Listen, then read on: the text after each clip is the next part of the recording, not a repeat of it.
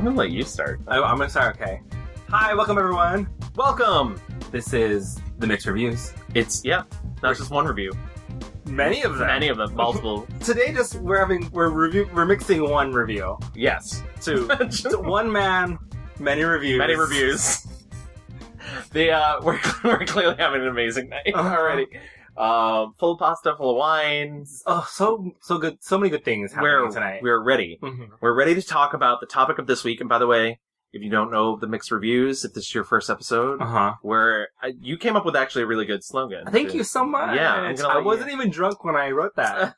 What was it? It was one topic, 2 weeks, lots of movies, even more opinions.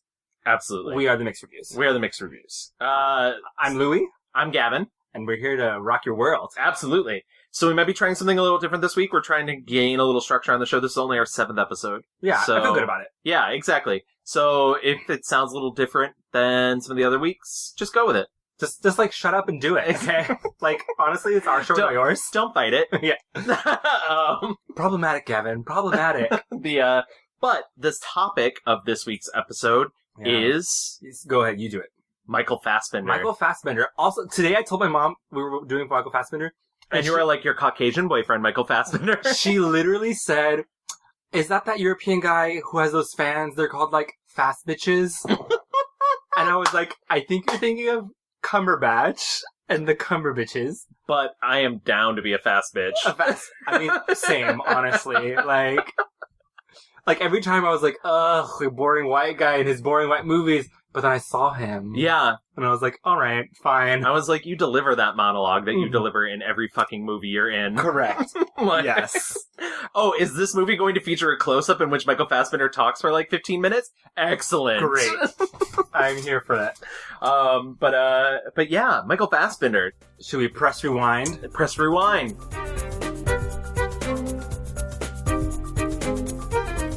Catch everyone up on who Michael Fassbender is. Did you do any research for this? I barely did. I did. I have Educate me. Okay, excellent. Make me your fast bitch. Michael Fassbender, who was born in 1977, making him 40 years old. Oh. Yeah, exactly. Looks great. I remember telling somebody we were doing this as a topic, and they were like, he's the young guy, right? And I was like, young? And I was like, oh, he's 7 years older than me. That's disgusting, honestly. Anyways, he's a German-born Irish actor, which is a great mix. Like, if you can do a German-Irish kid like me, it's a good... No? Are you and Fassbender the same thing? We are the same. Wow, the same flavor of mayonnaise. I'm also Welsh, which is why I have no muscle in my arms. Hello, I'm from Wales.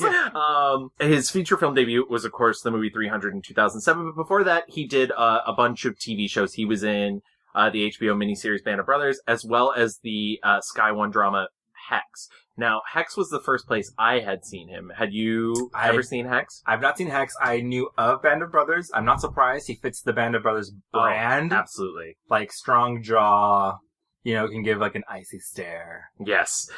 So Hex, he played the angel Azazel, and Hex was a very, like, Buffy type British show. Azazel, who also is featured in X-Men, the first class. Different. Yeah. Featuring Michael Fassbender? Yeah, exactly. Full circle. But anyways, go watch that show. It's like Buffy plus, like, extra sex. It only lasted 2 seasons. I'm into that. Yeah. Extra sex? Yeah, extra sex. Count me in. So he was born in Heidelberg, Baden-Württemberg, which is in Germany. His mother's name is Adele. She's Irish. His mom's Adele. Father, his mom's Adele. Hello? And his father, Josef Fassbender, who is German. Josef, probably then. Josef, exactly. According to Fassbender family lore, his mother is the great-grandniece of Michael Collins, an Irish leader during War of Independence. When Fassbender was 2 years old, his parents moved to the Irish town of Killarney in the County Kerry, where they ran the West End House, a restaurant where his father worked as a chef. Fassbender was raised Catholic and served as an altar boy. At the church his family attended. That kind of hot. Yeah. He has an older sister, Catherine, who's a neuropsychologist. Casual. I hope she listens to this episode, and I hope she's both, like, you guys are insane. Yes. But yeah, from there, he attended the Fossa National School and St. Brendan's College, both in Killarney. He decided he wanted to be an actor at the age of 17 and was cast in a play by Donald Courtney. At 19, he moved to London to study at the Drama Centre in London, a constituent school of Central St. Martin's. In 1999, he dropped out of the Drama Centre and toured with the Oxford Stage Company to perform in the play Three Sisters. Before he found work as an actor, he'd worked as a bartender and a postman. When I was 17, I joined up with Doney's company, and we did like pantomime, pub theatre, a lot of sketch work, improvisation, stuff like that, workshops, and I just sort of absorbed as much as I could, and then I sort of broke off and formed my own production company with my friends, and we put on a play of Reservoir Dogs in the local nightclub Ravel's when I was 18, and I directed, produced, and played the part of Mr. Pink. And that was, for me, a great experience and a great learning experience. I learned so much from that in terms of just, doing things through blind enthusiasm and hard work. And I think that gave me a confidence in myself, and from then on went to study in Cork. From Cork I went to London, studied there for just under 3 years, and then left and started seeking professional employment from then on.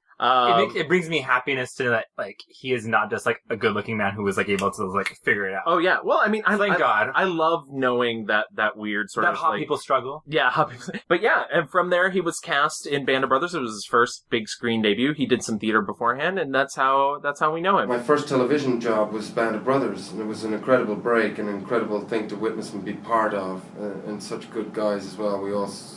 Most of us really stay in touch up to this point now. That was over 10 years ago. And so after that, I think we all went to Los Angeles en masse. And they were like, oh, so another guy from Band of Brothers. There was a lot of guys running around in green. And that was quite sort of overwhelming for me then, I would say. And I was about sort of 24 at that point, I think. And so I didn't really... I didn't get any work from that sort of 3 months that I went over and just sort of did some meetings and stuff like that. And then I sort of came back to London. I decided then that I wouldn't go back to Los Angeles until I had something really in my back pocket. And he's literally been playing, like, that adjacent. Oh, yeah. I mean, like, Band of Brothers is an easy lead into 300. Oh, you got a hot bod and you look like a vague Roman? Great. Exactly. And he's literally had a career in which he's basically played Irishmen, Germans, or ancient Romans. Correct. And any mixture or blend. Except for Macbeth, where he's Scottish. Right. Question mark. I will say,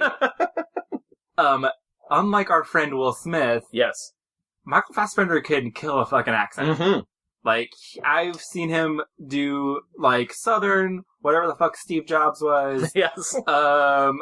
Scottish, German, British. I'm like, girl, you're all over the map, but you're killing it. Yeah, absolutely. And it's funny, I've only really experienced one bad accent from him, and I'll get to that. You'll get to that later. But yeah, he's really adept at it. And it's not like the Irish accent is a very malleable sort of accent. Weird. Would you consider him a character actor?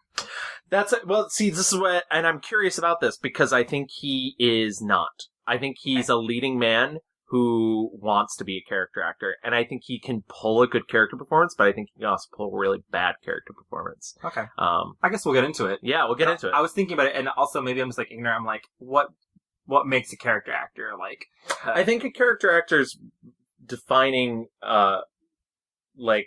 attribute is the ability to lose themselves in a role, but also have some tiny quality that makes you know who they are as an actor as well too.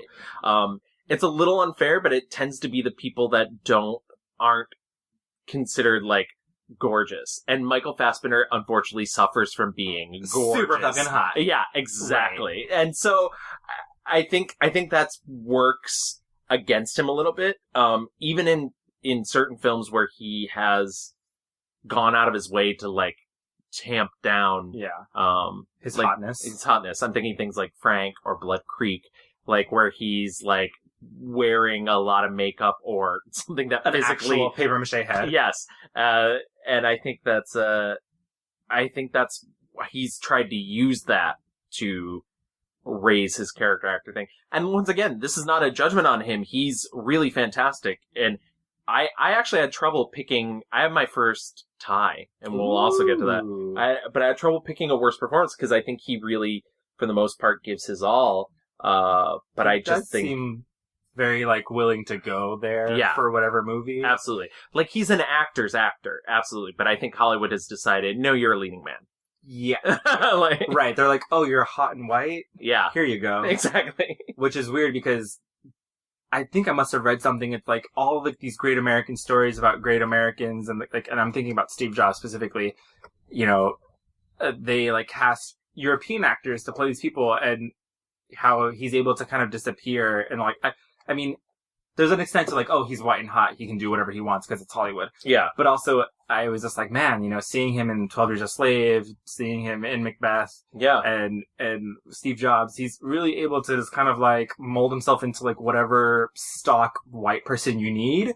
Yeah. If it's like whatever, you know, race or nationality, whatever the fuck you want to call it, like, he's able to just like kind of go there. And it's not like, there's definitely movies where he's like, I'm playing, you know, kind of angry European dude or whatever. And he has a lot of that, which is fine, whatever. It's his bread and butter. But like, he's able to, I mean, he has also done not that. Yes, absolutely. And it's so funny to like watch him play, mild, because like you said, he does a lot of anger. Yeah. And he's really good at it. And so when he plays mild, you're always sort of expecting, and maybe that's the flaw of like following an actor's career and like really sort of, but that's what we're doing anyways. We're, you know, taking the auteur theory and sort of applying it to acting as well. And, but like when you watch something like The Counselor and he really never has like nothing. Yeah. I was like, where's the moment? When's it going to happen? Nothing. Yeah, absolutely. Okay, so what's next? What are we doing next? So next, I believe we would just move into our reviews. Okay, yeah. So quick aside. Yes. I was in Cuba for like 6 days. Excuses. Oh my god. And like, believe it or not, Cuba just doesn't have like the best space to be watching movies about. Huge Michael Fassbender fans though, really. That's huge fans, but I didn't watch as many movies as I could have. Right. But I feel like I've watched enough to like have my picks for an episode. I, on the other hand, found out that I have seen every single Michael Fassbender big screen movie except for Song to Song, which came out this year. Like, good for you, honestly. Yeah. Like I even fucking saw Alien Covenant. Do you know how much I did not want to see Alien Covenant? I didn't. I feel like we did not want to watch it for different reasons. I am not here for spooky shit. I'm not here for shitty movies. I watched the trailer and I was like, no, please. Like, I was horrified. Just you in a theater alone. Yeah. I think I watched it at the Guardians of the Galaxy 2. Whatever. It was like a midnight showing. I was there with my friend Jonathan, and I literally grabbed him, and he was like, can you let me go, please? So, no, I did not see that. Thank you. Oh, okay. No. Did you see Prometheus before it? Absolutely not. I heard that was really boring, though. Yeah. They're, neither's great.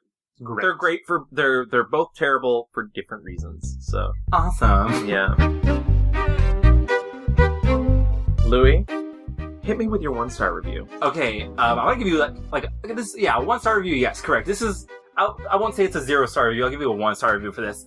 I saw this a couple days ago, and my 1-star review has to go to Centurion. Centurion. Yes, the great like fucking epic of, I don't know. It's like this movie. There are a lot of things in this movie. I mean, and again, Michael Fassbender is kind of doing the same generic like, I'm British or European, whatever fucking, right. And like angry. This movie is just like so bad though. Straight off the top, there's like these gorgeous sweeping scenes, but they have like these really fucking awful like credits floating over everything. Like it is, and credits get your life. Like, yeah, you made the movie. They just look really fucking bad. I was like, who did you hire to make this for you? Centurion, if you do not know, is about it's the Romans, right? Yes, the Roman Empire, and they are trying to go north into Britain. Yes, and there's like the natives, like the Picts Pix. Yeah, I believe they're called the Pix. They, It's like yes, Pict. Yes. If you're wondering how to spell that at home. They are. If you're playing the home game version of the Thank you so much. They are like natives of the cold north, and they're essentially the character he would then go on to play in Macbeth. Correct. Exactly. And like, fucking the Romans are like, we need to take it, blah blah blah, and these natives are like, nah, bitch. And they're using the land to their advantage, and I was surprised at how brutal this movie was. Yeah. The blood, I mean, I'm not like, I don't fuck around with blood too much, but like, fine, I get it, like, it's war and like battling, but like, it was such like theater blood. It was like very aggressively like gory but unreal, and like not in a natural way. The one main woman in this movie has her tongue is cut out, and I was like, okay, work. Like, they're just gonna they did that whole thing where it's like, here's a strong female, but she ain't talking, lol. And I was like, fuck this. Like, I hate that thing where they're like, a strong woman who can track stuff and like, beat you up, but like, no lines for her. Mm-mm. Well, that was definitely one of my frustrations with the movie. The movie was directed by Neil Marshall, who, sort of came to fruition, when he did, I suddenly can't think of I was just looking at it too, The Descent, which is a horror movie from 2005. Oh, okay. And like it gained a lot of popularity because it's a movie in which it's 4 main women and they're like against underground monsters. He'd also done this movie in 2002 called Dog Soldiers, which is sort of campy fun. And it seemed like he was going to have a really good career, and all he's done is followed it with shit. It's like Centurion, Doomsday. I think he did one, maybe he didn't. But like, yeah, he's basically had like a really bad Hollywood career. Centurion, it feels like they were trying for a big swing of either like Oscar baity nonsense or like 300 level nonsense. Yeah. And they tried marrying the two, and Fassbender has like, there's like, essentially... Centurion was actually his last big screen film. He's doing the Hellboy reboot, but... Ugh, garbage. Essentially, help me, Gavin, I'm drunk. They like go... He's captured, right? Yes. And then like another team of Romans go and like help him. But then one of their dudes gets captured. He escapes, and what's his face from, is The Wire? He's hot. Good for him. He's good, yeah. It's essentially, it turns into this, like, kind of, like, dog hunt movie where, like, they're on the run from the Picts, and the Picts are trying to come after them because one of their guys murders the son of the Picts leader, and, in a way, it's the same movie as 300. Absolutely. It's just stylistically different. Yeah, and... I mean, I will say there's a lot of beautiful scenes and, like, scenery and shit, but, and, like, they're, like, these 6 guys running away, and they're slowly getting picked off by the Picts. Right. The one moment that, like, just, like, is in my head is when they're like, we have to jump, and they're, like, jumping into, like, this fucking river because they're, like, at their tail, and one guy's like, I don't wanna, and literally he delivers it, like, at that level, I don't wanna. And Michael Fassbender turns to him and is giving full Fassbender and is like, you must jump! And I was like, why are you yelling? It was insane. Also, they run into like a quote-unquote witch who has been outcast. And I was like, oh no, I already do not like where this is going. Fassbender is ultimately the only one, spoiler, who like survives and goes back to the Romans. And the Romans are like, nah, girl. Is this how Rome honors our heroes? You want to bury the truth, and me along with it. You are too much of a risk. The whole movie, I'm like, wait, who am I supposed to be rooting for? Right. Am I rooting for the Picts who are being savaged by the fucking Romans who are actually defending their own land? Correct. And the woman who, like, doesn't have a tongue. Olga Kurylenko, I believe, plays that role, and she's somebody who has had a terrible career, and yet I really like her. Like, she was in Quantum of Solace. She was in, like, the first Hitman movie. That poor woman. She gets all the, like, the hot, strong girl roles. And it's like, the character she's playing, she's a traitor to the Romans because they were using her to track the Picts. Yeah. And then she's like, actually, fuck you because you cut my tongue out and killed my family. As one does. As one does when you're a Roman. And... When in Rome. Correct. The movie's all framed around Fassbender and his character, and it's like they're trying to escape these savages. Right. And I was like, who am I rooting for? And I thought Endgame, I was like, there is going to be a final fight. Yeah. do I want her to prevail and, like, you know, win? That means Fassbender dies. That means our main character dies. Or is he going to, like, you know, kind of overcome this, like, kind of, they frame her as a mystical being, right, where she's, like, can able to fucking smell the air and know where anyone is. And sure enough, he fucking kills her. Yeah. And he prevails, but then, like, he kind of gets his comeuppance with, like, Rome is like, no, we don't want you either, son. They try to murder him, and then he just runs away. I was gonna say, he's, like, deathly injured, and, like, but he delivers the same line at the beginning and the end, which is like, this is not the beginning of my story or the end. This is not the beginning. This is not the end of my story. And I was like, but why did I have to hear it at the beginning and the end of this fucking movie? You know, the thing that movie did the most for me was remind me how much I also hate 300, because 300 is also disgusting in the way that it treats its, like, women characters. It's disgusting in the way it treats its minorities. It's disgusting in the way it's homophobia. And, like, this movie didn't have the homophobic aspect, but everything else was still there. I think 300 must have just done the, like, that was, like, one of Snyder's first movies. Yes. Right? So I think people were just, like, taken with the spectacle of it. Yeah. The thing that people love about 300, which I feel like if you went back and watched now would be the thing that you should hate, is the fact that it looks like a video game. Right. And, like, that's what really drew people in, because that movie is not good. I'm sorry. I don't know what people see in that movie. I'm just kicking you right now. This is Sparta! I mean, it was new, like, the spectacle was kind of, like, unseen, like, I understand, but now I'm like, girl, no. Yeah. I still can't believe they made a sequel to that. Anyway, Gavin, what is your 1-star review? So, as I mentioned before, this is the first time ever in the 7 episodes we've done and all the amazing people we've done, I have a tie. For the worst? For the worst. Okay. And I think what it comes down to is this sort of fight in me, which is that I want to know, does Michael Fassbender want to be a character actor? Is he willing to sacrifice that portion of his good looks to sort of move towards that, or not? And so my tie is one that'll be controversial and one that won't. So I'll start with a non-controversial one, which is an underseen 2009 horror movie directed by Batman and Robin's Joel Schumacher. What? Yeah, Blood Creek. Okay. In Blood Creek, he plays Richard Worth, who is a Nazi who's sent to live on a farm in the 30s in America because that farm has discovered a Norse runestone that can bring the dead back to life. A Norse runestone? Yes.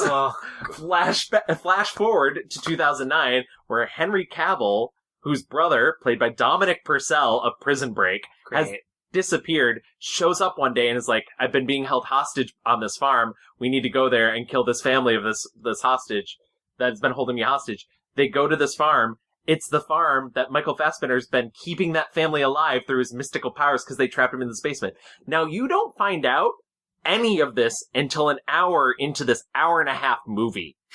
Like, literally, they decide to keep you in the dark about the premise of the film. It's like M. Night Shyamalan, but, like, times 1,000. Right. So, Michael Fassbender, in the end, is like this Freddy Krueger-esque Nazi. He's like wearing... Did you say Freddy Krueger-esque Nazi? Yes. He's wearing a long black leather trench coat, and he has a completely, like, scarred up face where he's like, all these runes have been carved into it. And, like, he's constantly, like, he spends at least 2/3 of the movie just whispering in German. And, it's I don't know if you can hear that guy. It's my eyes rolling in the back of my fucking head. It's so bad. It's so bad in tone. It doesn't know what it wants to do. It's clearly trying to set up a series, because, spoiler alert, he loses. Okay. And in the end, Henry Cavill, like, leaves because you find out, like, last minute, literally, like, 2 minutes before the end of the movie, he's one of 8 Nazis sent to America. Okay. And so, like, he decides he's gonna track these other Nazis down. He, like, finds an old map and realizes that they were sent in the shape of a fucking swastika. Yeah. Bye, everyone. Yeah, Thank you. I'm leaving. The noise you hear is Louie leaving. Leaving the room.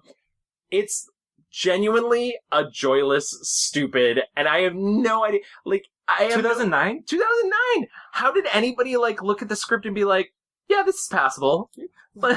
Someone was like, yes, please, here's the check. But that's the thing, is, like, he is clearly, like, I understand when you get that script what attracts you to doing that. Because, once again, that was early in his career. I mean, he'd already done, another low budget horror movie in England called Eden Lake, and like he'd already done 300, but like there was no sign that he was going to blow up. So like I'm assuming he took this role thinking like I'm going to have this horror movie villain. Maybe I can reprise it in a sequel. Right. I don't have to rely on my looks because like I don't look like myself. Because it's a Joel Schumacher film, there's lots of like little bits of homoerotica. Like at one point, Henry Cavill's like chained up, and Michael Fassbender like makes out with his back as he's like trying to drain his blood. You know what? Maybe I do need to watch this. That's mine. I'm gonna kill you. No. You're going to feed me. I've known men like you all my life. Tiny men with your tiny ambitions. Kill the enemy. Kill the enemy. You all end up the same. Making death with your own hands and calling others monsters. Once again, gross rune face Freddy Krueger-esque Michael Fassbender. Okay, right. And now I'm back. Never mind. Exactly. Thank you.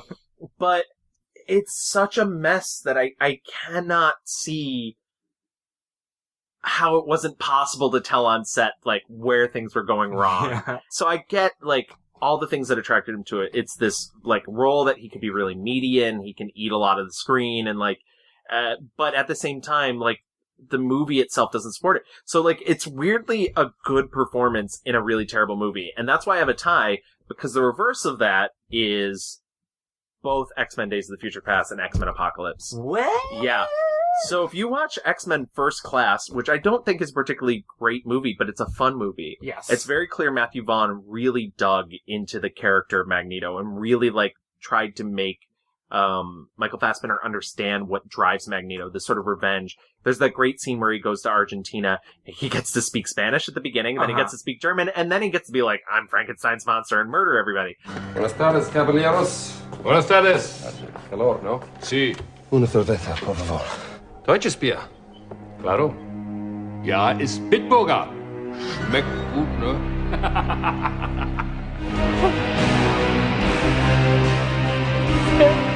Was sind Sie?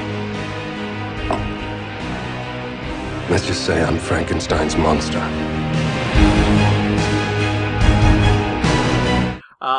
And it's great.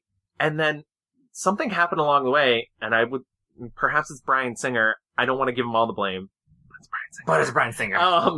The X-Men Days of the Future Past and X-Men Apocalypse, it's very clear Michael Fassbender's just picking up a paycheck. Absolutely, yes. And I don't blame him, because, like, if you're gonna get paid, get paid. Yeah. But, like, he's not showing up. That's, like, one franchise he's in, right? Like, yeah. The one, like, well, that and Alien Covenant, and the Alien films. Well, now he's an Alien. But I feel like he has more work to do in Alien, right? Yes. Well, absolutely, because he's also playing an artificial intelligence. His Magneto is, like, the most generic, like, European whatever. Like, you know, that's his, like, that seems like the default Fassbender, like, let me just, like, kind of look very, like, hot and, like, kind of, like, imposing. I mean, he gets the regal quality, but that's a very physical thing. Yeah. But he's delivering those lines like he's fucking reading the phone book to you. Like, I mean, I was gonna say, in First Class, I thought, like, if I had to pick, like, my favorite scenes of, like, Fassbender's career, it's, like, him and fucking Charles, what's his name? McAvoy.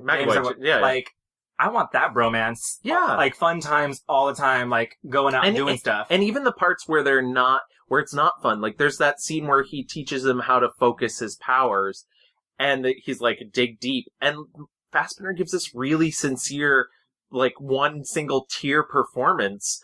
And none of that is in the later sequels at all. And it's weird because even, what was the last one? Apocalypse, yeah. Where he's, like, out living on a fucking... whatever, logging a shit and looking great in plaid.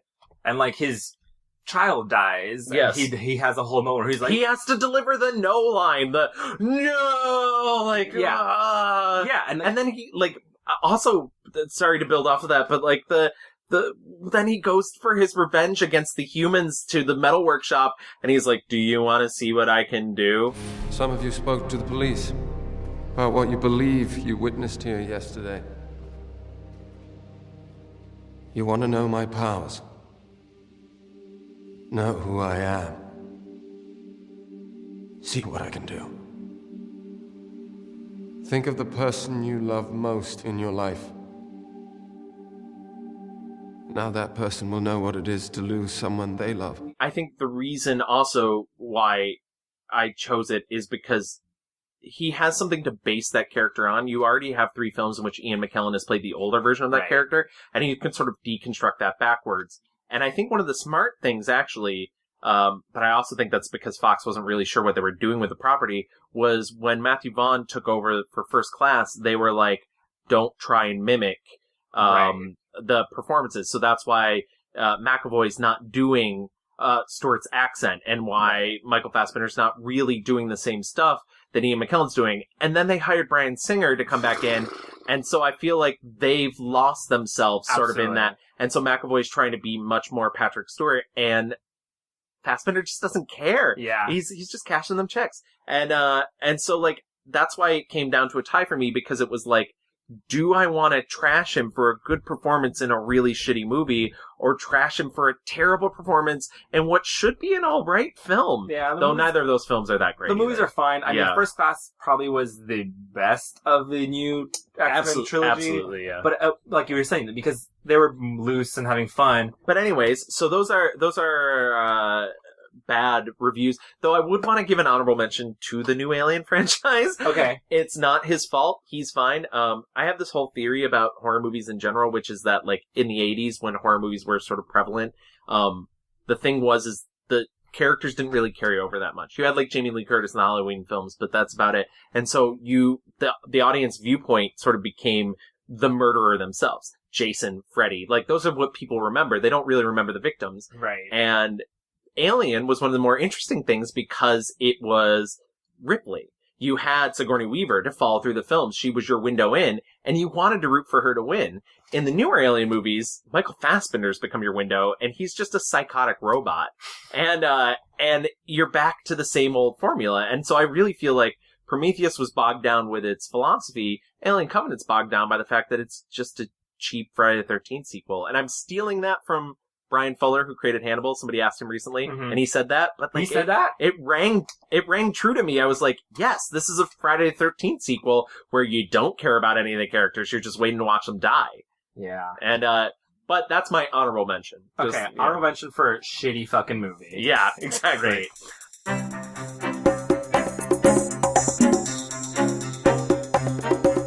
But I'd like you to hit me with your 4-star review, Louie. My 4-star review. It's complicated. Starring, what's that movie? With Dan Lane, maybe? Yeah. I'm having some trouble deciding. Like, there's a part of me that it is hard to argue with the power of 12 Years a Slave. Yes. I have a very complicated relationship with movies like 12 Years a Slave. And not just because you don't acknowledge that slavery happened in the United States. Is that what it is? You're a horrible person. Exactly. I don't hear it. That's not true, by the way. It's just also do not come for me. Yeah, exactly. Disclaimer: I am joking. I just have a really hard time, kind of, and it really mostly hit me a couple years ago when Sicario came out. Mm-hmm. Very different, obviously, but Sicario is a movie with shitty politics, by the way. But anyways, I realized, this is a tangent, I guess, but in Sicario, they go to, like, the border in Mexico, and it hit me, like, they had to hire people to play these Mexicans and who are being deported. And, like, I was wondering, like, man, like, what it must feel like to be a modern-day Mexican-American who had to get hired to play, like, illegal immigrants. Right. And it got me wondering, like, man, do these people want to be real actors? Like, like, are they trying to break into the industry and this is all they can get? And, like, would I do that? Like, it's fucking shitty. And now to see these movies about slavery and shit, like, man, Chiwetel Ejiofor and Lupita Nyong'o, who are fucking amazing. Oh my god, Lupita's amazing. And honestly, like, every black human being in that movie, so good. And I was like, and this is the shit that they have to go through to make a big Hollywood movie. And I don't want to shit on, anyone, really. But it got me thinking, man, Emma Stone, who I really like and enjoy, she gets to make La La Land and win an Oscar. Right. Which, well, I mean, even if you want to, and this will be the second time on this podcast I fucking trash The Help, but, like, you look at The Help. She gets cast in a movie that's, primarily strong female black actresses, and she's the white girl who saves everybody. Well, what I'm saying is, like, she wins this Oscar for playing a kind of, I mean, I liked La La Land, it was fine, whatever. she wins the Oscar compared to what Lupita Nyong'o had to go through Right. as a human being. Having to access, all those feelings of being a slave and blah, blah, blah. And she was able to like sell it on the Oscar trail really well, which is awesome. But fuck, dude, like, Yeah. like it just makes me so uncomfortable thinking about having to like play these roles. I mean, and we talked about this with Whoopi Goldberg, having to play these roles. These are the roles that are available to them. And I totally understand and get like, we should not forget the sins of our past, and these are stories that do need to be told, but it's pretty fucking awful that like this is all it seems like black actors have out there, and it seems like such a big fucking deal when you get a black actor to play like some second or third string character in a movie, when Emma Stone gets to fucking win an Oscar for like, singing some songs and dancing with Ryan Gosling. No, that's a very like. It makes that's an upsetting point because it's like literally if you took Lupita Nyong'o and put her in the role that Emma Stone played, would she have won it? And that's not saying anything about the quality of acting because the girl can fucking act. Yeah, I mean, and it is. The Academy have voted for it. I mean, I've told you this before. Like, I don't like seeing black people being brutalized. Right. Well, on the big screen. But on the other side of that token, it's an important story to, Absolutely. and I'm not saying like it's important to watch people be brutalized, but it's important to understand the context of history and whatnot, which is why it's frustrating when people try and sort of whitewash history and act like that's not something that happened. I mean, and that's what we talked a little bit about in the Whoopi Goldberg episode, Corinna, yeah, which is not slavery time, but like, kind of same concept. Also, I was really afraid to watch Color Purple because I assumed it was going to be the same brutality. Yes, yeah, and it really isn't. And I was like, man, Steven Spielberg really sanitized that. Well, that's also the failure of, and this is on my aspect, the failure of the American school system was I hadn't seen The Color Purple and I assumed it was set during slavery times, and it wasn't. It's set 40 years after slavery times. I had no idea. Yeah, it's set in the early 1900s, so yeah. And I mean, so 12 Years a Slave, which was directed by a British man, Steve McQueen, who has worked a lot with Fassbender. Getting back to Michael Fassbender, his performance is really powerful in this. It's horrifying, and it really that shook me to like maybe he wants to kind of go this character actor roots and like that is a tough role. That is not. Yeah, I mean there is literally no like ounce of sympathy for this character, and it just got me like thinking. I mean, Lupita Nyong'o seems like such like a gorgeous, beautiful, warm, loving human being who's so smart and intelligent. Sarah Paulson is in this movie also. Yeah. Who is awful in this fucking movie. Yeah. Like, not awful. No, the performance is not awful, but yeah, I completely agree. The character itself is like, she's a demon. She is like a lovely human being, right? Right. Michael Fassbender also seems to be like a really fun, loving dude. And it got me thinking, these are fucking professional actors. Like, to go through all this shit, so that performance shook me the most. I wouldn't say I enjoyed the movie just because it's like hard to get through. I had texted you earlier. I was like, it's not a pleasant experience, but it's a rewarding one. Yeah, I mean, I was crying my fucking face off at the end. Yeah.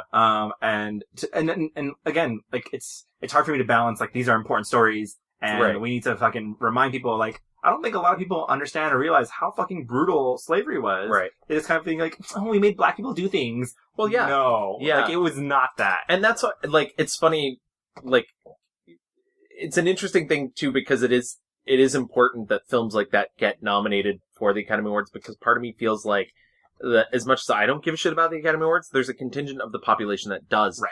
And therefore will probably only see that movie because of that. It's nominated, yeah. Yeah. I mean, and it's hard also, like, there's a whole school of thought where it's like, these like really awful things that happen, and then here comes like Hollywood to like romanticize and make movies that win awards about these awful fucking things instead of actually getting things done. Yeah. And so part of me is like, it feels gross to be like, giving awards to this movie that is, I mean, it's a beautiful movie, Yeah. It's really well made. Steve McQueen, I went to the press screening at New York Film Festival the year it came out, and he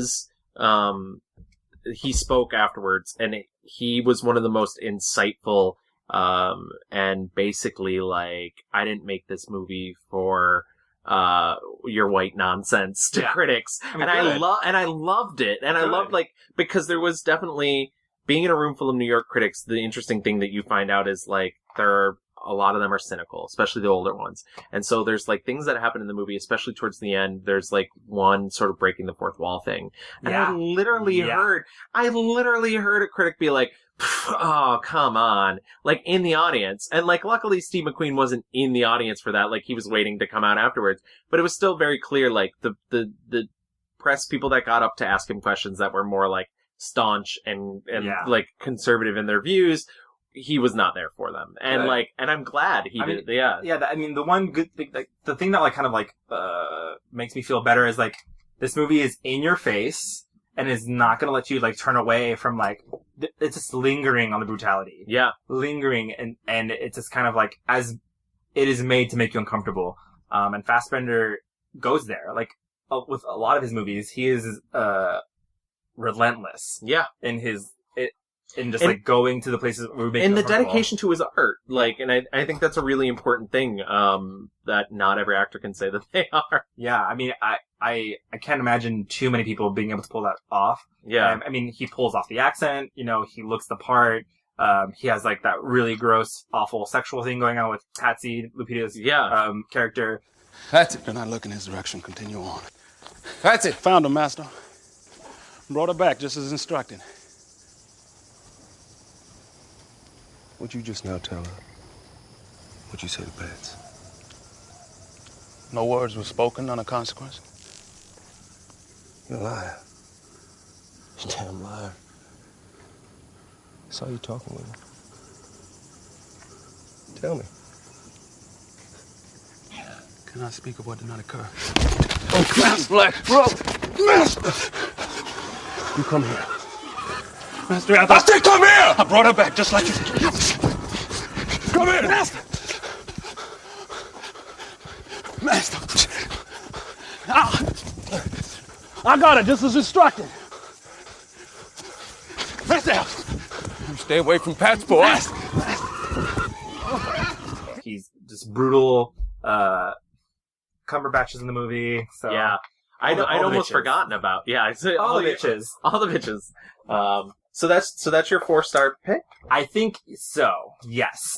There's another movie that I actually enjoyed much more, but I think it was an easier. I'm curious as to what that is. Is that movie here with us right now? It is. That movie is here, and that is it's a newer movie. It's Trespass Against Us. Oh yes. And I saw that last week, and I enjoyed that story a lot. Yeah. It's about that just came out in March, actually. Yeah. So yeah. And I felt a lot of like things about like fatherhood and trying to do good, for your children, and it's a really interesting look at a population of British folks. Yeah. So it's a very specific region in Britain, and actually apparently the accent's really, really specific, and according to a lot of the reviews I've read from Britain and parts of England where they actually know people from there. Michael Fassbender like nailed it, and Brendan Gleeson kind of nailed it. They said he's a little too Irish at points, but I mean, is that Donald Gleeson's father? Yes, yeah. Love him. Yeah, he's also in Assassin's Creed. He also plays Michael Fassbender's father in Assassin's Creed. He has folks he likes to work with. He does have folks he likes to work with. I kind of enjoy that. It is. They I mean, I don't know any better words, but like essentially like the white trash of Britain. I think that's the best way, and that's the way they're sort of played in the film. Yeah, and they're robbers and thieves, and he's trying to do good for his wife and kids, and put in awful situations by his father, who just is a piece of shit. Yeah, and it's an absolutely strangely sweet movie. He is doing his best. He's uneducated, and he wants. Yeah, there's a whole subplot about how he can't read, and it's like and he's he's trying to battle his father, who's like trying to romanticize, being fucking stupid to like his grandchildren. Well, and it's weird because his father has like mixed his own ignorance in with his religion and sort of preaches it to their like commune, because they kind of live in like a commune type. Their community they've built together is weird, and it's sad though, because it's like they are poor, they are thieves, they are no good to like the greater community. They are uneducated, and they just kind of like perpetuate that indefinitely. And trying to see this one man be like, I can have more for my kids. You woke me up for this? I want to talk to you. What's happening then, Chad? Tired? Come on, talk to me, boy. Nothing going on. Sleep, that's all. Why the fuck you behaved like such a little twat yesterday? There. Worse than the kids, you was. Fucking ignore me. What the fuck you done that for? You got no idea, Chad. No idea the troubles I've had, putting all this together. And here you are, my eldest, acting like the prize dev. You know what my dad once said to me? Yeah, I do. What the fuck is the matter with you then? I'm just trying to look after my family, Cole. So that was my second kind of, if I had to give like a 3.5 star review, it would be to Trash Against Us. And that's more where I'm at. I liked it. I thought it was a little more slight than, I feel like I've seen that story before. That's true. So. It wasn't like terribly original. I liked also seeing he was milder. Yes. He didn't have, there was no like epic, there was very sweeping moments, but it wasn't like yelling and like kind of huge blah blah blah. Yeah, I don't know. It was a nice change of pace for my Fassbender. So, along those lines, for my 4-star review, I'm actually sticking with the same director as yours, Steve McQueen. I'm going with Hunger from 2008. Ooh, I didn't get to see Hunger. I did see Shame though. I'd seen Shame before, and Shame, unfortunately, I saw Shame in a double feature with A Dangerous Method, and I disliked both of them, and like, I don't think there's anything wrong with Fassbender's performance, and I like what Shame is trying to do to highlight a very serious condition that people have that's not talked about as much because we're a very repressed society in America, and we don't talk about sex addiction. Bad. But I also feel like that movie is like severely judgy, and I think the I can't think of her name. I love her too. Carey Mulligan? Carey Mulligan's terrible. You love Carey Mulligan? I love Carey Mulligan, and I think she got her start on Doctor Who, and I'm a big stan. All right. Nerd alert. But yeah, I think that, and I also think there's like a really gross homophobic thing at the end, like when he gets he goes to the gay bar? Yeah, like his low point is having a guy blow him, and it's like, get over yourself. True. I didn't read that at the time. I was just like, this guy really wants his dick sucked. But going back to Hunger. Going back to Hunger 2009. Steve McQueen's first movie, right? Yes, or 2008. And Hunger is along the same lines as 12 Years a Slave. It's about a very specific social issue. It's the time in which the IRA members were locked up in prison. And it uses a lot of audio clips of suddenly can't think of her name. That horrible. The Iron Lady. Yeah, it's the Iron Lady. So it's about this specific prison that's holding these IRA members prisoners. And what's interesting about the movie is, first of all, it's an 1.5-hour film, which I thought it was going to be much longer. Margaret Thatcher, there we go. You were Iron Lady, but I'm glad you looked it up, actually. So it makes me look less dumb. So, it makes me look more smart. Exactly. And Michael Fassbender's not even in the movie until half an hour in, which is interesting. So he plays the leader of the movement, Sands. I suddenly can't think of his first name. This is what happens to me. I've been on many podcasts over the years. I call it podcast brain. Bobby Sands, and he was one of the leaders in the movement, and he decides after like a relentless, like there's a no-wash strike where like half the people in the prison aren't wearing uniforms, they're covering the walls with shit. They're having like things snuck into them in their like girlfriends' vaginas, and it's genuinely awful. They bring in riot police and they pull them naked out of their cells and just beat the shit out of them. And what's cool is McQueen is clearly, it's from the perspective of how awful the British were treating and were allowed to treat these Irish prisoners, but also he never lets you forget that these security guards are humans as well. You start the movie with a security guard, and like he's like clearly does not want to go to work, and he has like bruised and bleeding knuckles from like beating the shit out of prisoners. Like there's a scene later where there's all these riot police beating the prisoners, and one of the other, like from the outside the door, is shot, like he's just crying against the wall as his fellow guards are like beating the shit out of the prisoners. So it's an awful situation all around. But clearly the Irish are getting it much worse. Yeah. And But Bobby Sands eventually comes to the conclusion that the only way that people are going to pay attention to them is they start a hunger strike. And there's this really amazing scene. This is what the movie's famous for. There's a 17-minute long take between him and another actor who's a pretty famous actor, Liam Cunningham. And apparently they moved in together for like a month, and they did the scene 4 times a day, every day, to like get it down. And it's like it's acting in its purest form, and it's so cool to see that like Steve McQueen really believed in that he could get this performance out of people. Now, one of the hard things about this podcast is like there's an argument to be made that there is no performance that really makes a film. Like a movie is sort of good or bad regardless of because there's so many things that go into it. There's costuming, there's set design, there's how the camera's positioned, the view from the camera and everything. But I really think for being one of his first big screen films and for being this small British film, like there is no higher achievement than this 17-minute long shot where he's just acting against him. And like there's finally a cut and the scene continues when the cut occurs and he's just as good after it, but damn is it amazing. He went to work. He went to work, exactly. And it's heartbreaking and like furious and beautiful for that scene alone, and then you've still got another half an hour left of the movie. Last hunger strike was flawed. It became emotional. 7 men started at the same time. They all got weak and they couldn't let the weakest one die, which left us susceptible to being conned by the Brits, and that's exactly what we were, conned.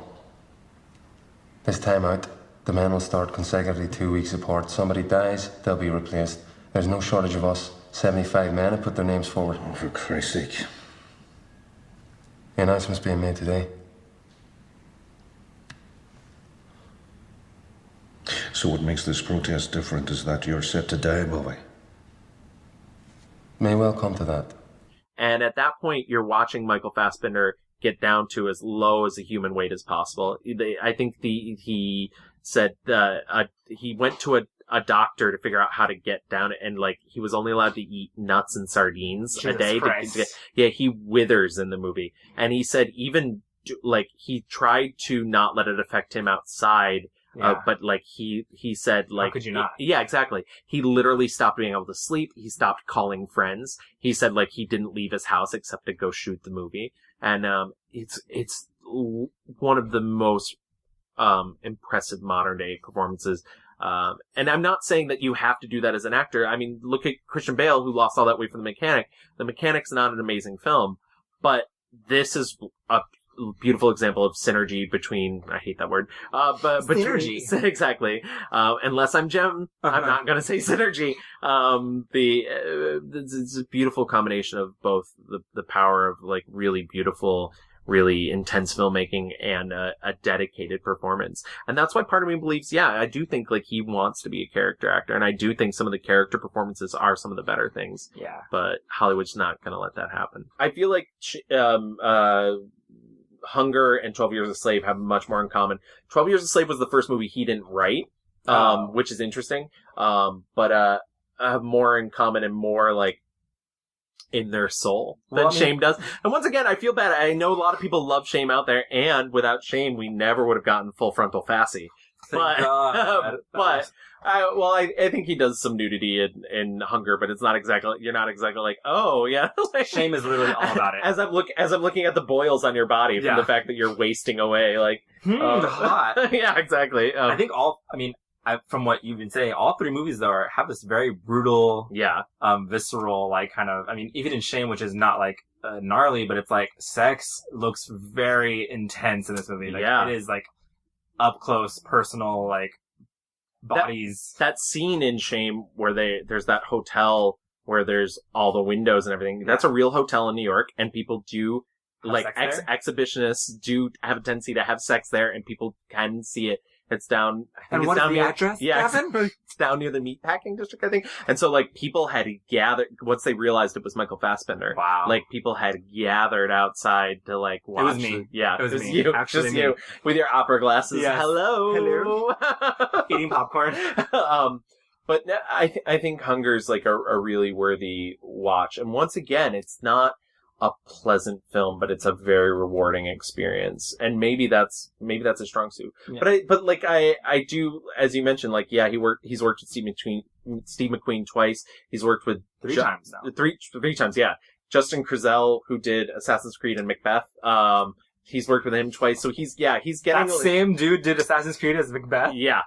And well, that's what's weird about it, right? Because then it's also like Marion Cotillard and, yeah. So, I think he's very loyal as well. And like, he knows the people that... He seems like a friendly dude, and like, I imagine him doing very well at Hollywood parties and like meeting people and being like, let's work together. Blah. I mean, and that's not a shit on him at all, but like, no, he definitely seems like he's a schmoozy guy. Yeah, absolutely. And I mean, he's got the good looks and charm to like pull it off. I think he kind of, for me, he's like a European George Clooney character. Yes, but I'll give him more. People like George Clooney because he plays George Clooney. Correct. I don't think Michael Fassbender really plays Michael Fassbender that much. I think Hollywood wishes he did more. Absolutely. And I think that's more clear when you watch something like one of his other new films that I saw that recently came out, The Light Between the Oceans. Which came out in 2016. He met his current girlfriend, Alicia Vikander. So pretty. That's a film where he, like, Hollywood's like, no, just do the Fassbender thing. Yeah. Just do it. It's basically The Notebook without any of the modern stuff. Yeah. Yeah. And, it's an okay movie. It's meh. But, is there anything else you thought worth mentioning for, the best of his work? I did want to give a shout out to Frank. I feel like Frank is a sort of underseen movie. A weird movie. I don't think it's all I know people who love it. I don't think it's all fleshed out perfectly, but it's cool to hear him sing as well, and he does get to sing in it. Yeah. But yeah, that's literally it. I mean, he's been in some other like decent movies. Like, he's decent in Slow West, decent in Steve Jobs. Like, it's funny. So when you think about, he has 2 Oscar nominations. Yeah. One for lead in Steve Jobs and supporting for 12 Years a Slave. Steve Jobs was whatever. Yeah. Steve Jobs is a filmed play, and he's fine at being. Yeah, I mean, and he's. I'm being a jerk when I say that. It's clearly not a filmed play, but like, that's what it looks literally like. Is. Yeah. Should we just quickly revisit our 1-star reviews and our 4-star reviews? Yeah. So my 1-star review went to Centurion, and my 4-star review went to 12 Years a Slave. And my 1-star review went to a tie between Blood Creek and the later X-Men movies, X-Men Apocalypse / Days of Future Past. And my 4-star review went to 2009's Hunger. Awesome. Or 2008. I keep doing that. God, just want to put it a year later. Ruining a life. Yeah, I am.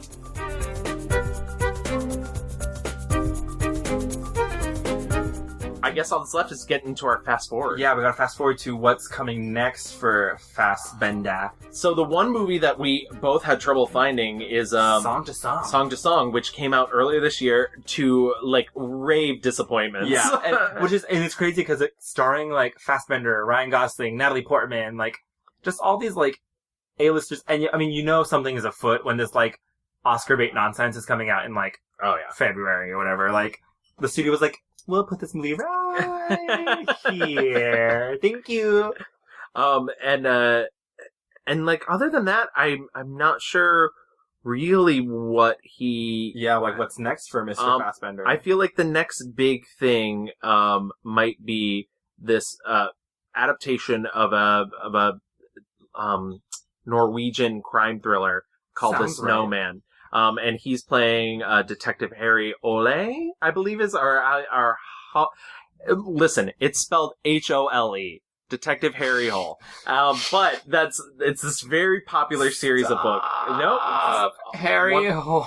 And it is a very popular series of books.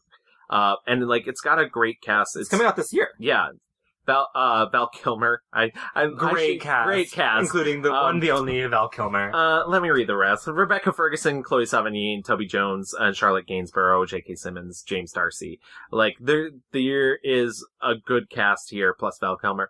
And, Bye. And, I'm excited to see that. I know some people who've read the books, who really like them. I've never read any of those. Yeah, and IMDb doesn't give us anything else. It really doesn't. But it is a busy year, because if you think about it, like, this year, also is, Alien Covenant, which did okay, but kind of fell in its second week.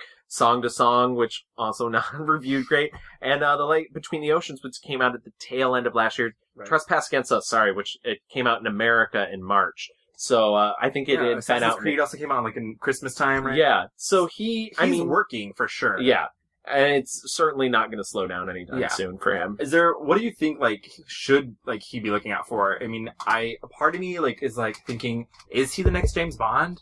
Oh man, that's a curious, they haven't had an Irishman since Pierce Brosnan. He could, he obviously has the good looks and the physicality of it. It is a character to get into, but also he can just be, hot in himself. Well, that's the thing, too, is, that's the sort of thing I want him to steer away from. I would like to see him continue taking chances on doing things that are not,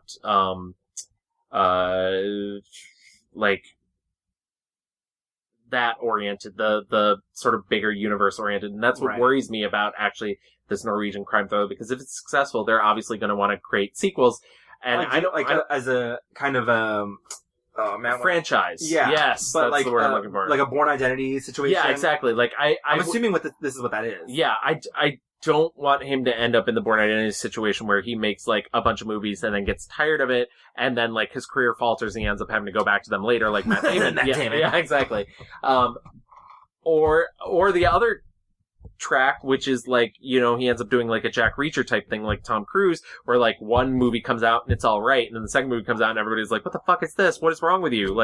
Yeah. So I don't know. I like when he does things more working with Steve McQueen or doing Frank and weird he needs stuff. Less Assassin's Creed in his life. Less Assassin's Creed. I could also do with less of him being Roman Greed. Yes. We didn't talk about Macbeth a lot, but I was okay. I just don't want him to do any more classic stuff. I wonder, I know, all the interviews we have of him, it's he's a funny dude. I wonder what he would be in a more buddy, I would love to see him in a buddy comedy thing. And maybe that would push him more towards having a more active character actor career.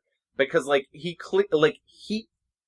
no one picks the movie Frank because they're I want to be the leading man in, he literally hides his face for that entire movie. I do not want him to become Russell Crowe. Yes. Period. That's 100%. That's the best way to put it. The end. Please do not become Russell Crowe. Absolutely. The end. I think that's perfect.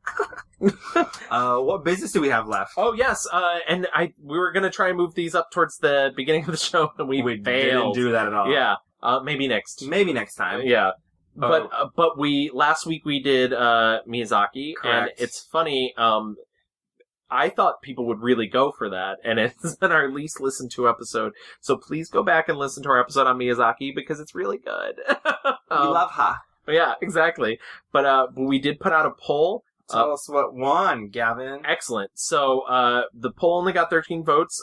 With 0% is the wind rises, which I realized too late. I should have made Princess Mononoke. Meh. With 15% was Kiki's Delivery Service, your pick. That was my vote. I literally voted, and that was the only one that I got. My Neighbor Totoro with 31%, which was my pick, and overwhelmingly with 54% Spirited Away. Yeah, no surprise there. Which I was gonna say, which I did preface by saying, I really think that is his masterpiece. So. Right. That is, I'm not even mad about that, because I love that movie. Yeah. But thank you everybody for listening. All of our other business that we normally have, which is how to get in contact with us. You can find us on Twitter at The Mixed Reviews. We're on Facebook. Just look up The Mixed Reviews and we'll find us there. Absolutely. You can email us at reviewsmixed@gmail.com. Right. And you can listen to us on iTunes, Stitcher Radio, Google Play Music, or SoundCloud, which currently has up our last 3 episodes? No, right now it's only Anne Hathaway, and because I have to slowly delete them so it's Richard Linklater and Anne Hathaway, and I will be getting rid of Richard Linklater and putting Whoopi Goldberg up there. I'm keeping it about 2 episodes behind. Strong episodes. Exactly. And on iTunes, if you could, and I hate asking for this because it feels like begging, but if you could go beg. Yeah, exactly. Rate and review us. What that does is it helps other people find us, and it's funny because we're in really good company at the moment in terms of like our recommended, like people are like other shows people listen to is like Two Dope Queens, and I'm like, really? What? Am I Fifi or Jessica? Let me think. I would like to think that we're Two Dope Queens, but I'm probably more of a Phoebe than a Jessica. and I'm probably more of neither because I'm not cool enough. No, Jessica's really into sci-fi. I'll give you're her that. Jessica. I'm the Jessica. But yeah, so rate and review us on that, and contact us once again. All the ways we told you. Tell us who you want us to do. We'd love to dissect and. I mean, obviously, we all want to do Michael Fassbender, but now that he's over, Every living thing wants to be a fast bitch. yes. Fast Bitch is my favorite Fast and Furious sequel, by the way. Oh my god. Coming next spring. Fast bitch. But yeah, it's so we're gonna go away. We're gonna decide who to do next. Yeah, we'll see you in 2 weeks, guys. Absolutely. Thank you for listening. Bye. El Madrid, it's nice to see you. It's really nice to be here. I love you all. Stale beer, fat look, smoked out cowpoke, sequined mountain ladies. I love you all. Put your arms around me, fiddly digits, itchy britches.